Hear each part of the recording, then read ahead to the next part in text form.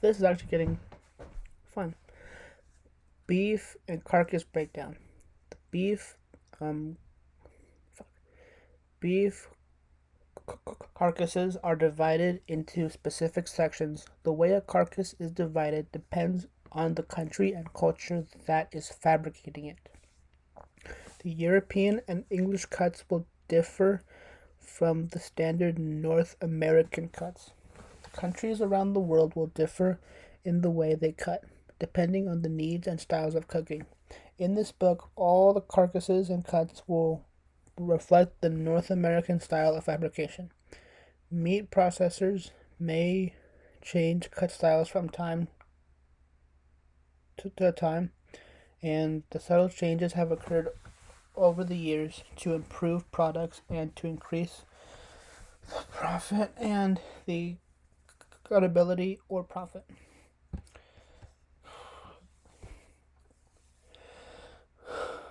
The fabrication beef from a whole carcass is a difficult task for an individual. A beef carcass is split down the spine just after slaughter, creating sides. A full beef carcass from a decent quality grade will weigh approximately 600 to 900 pounds. Therefore, a beef side is about 10 to 14 feet in length and can weigh upwards of 450 pounds. Buying large cuts of beef and breaking them down requires more than simple skill and accuracy with the knife. There is a necessary amount of physical strength to maneuver such large pieces. For this reason, as well as many others, it is rare to find a restaurant that buys large beef cuts. Once the beef is split into sides, they are then divided into quarters and then into primal cuts. Along the major primals, there are some minor primal cuts that do not hold as much value.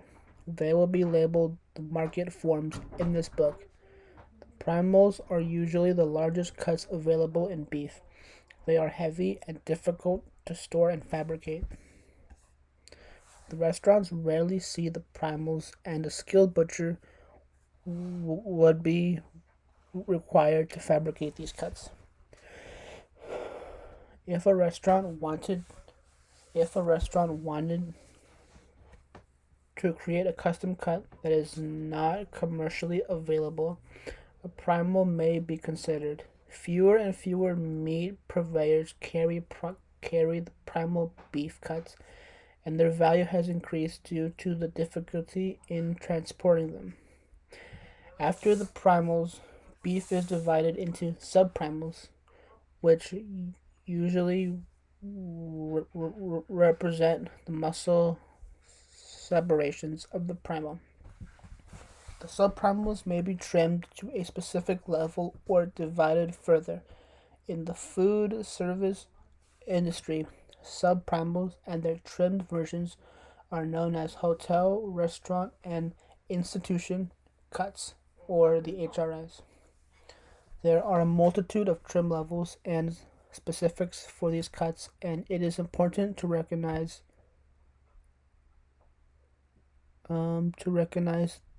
those of the differences and be able to make decisions based on yield percentages and labor. Many restaurants will fabricate their own portions from HRI cuts and utilize the trim that may result. The HRI cuts the HRI cuts require some extra skill. This book will focus on the fabrication of HRI cuts into portions. Portion cuts, portion control cuts, or value added cuts all refer to items that are generally ready to cook. These cuts are simple to use and require no skill level. The initial price may be higher than HRI cuts. However, the portion cuts are inflexible. Your menu item will need to stay within the portion size ordered. An advantage of the portioning cuts is the ease of the inventory control. Another sub another subcategory of the portion cut would be the reformulated cut. These cuts refer to those that take pieces and meld them together by a chemical bonding process to create a new portion. Primals include the round, loin, rib, and chuck.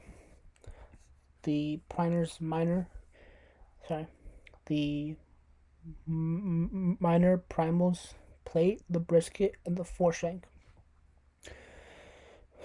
The North American Beef Processors Association (NAMP) has developed a number system that identifies most of the beef cuts available today. Meat processors develop their own code numbers that may or may not incorporate the NAMP numbers, but the meat purveyor salesmen are familiar with them.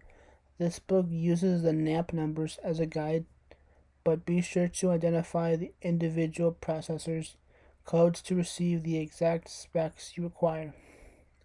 Some cuts may have multiple names that are listed below.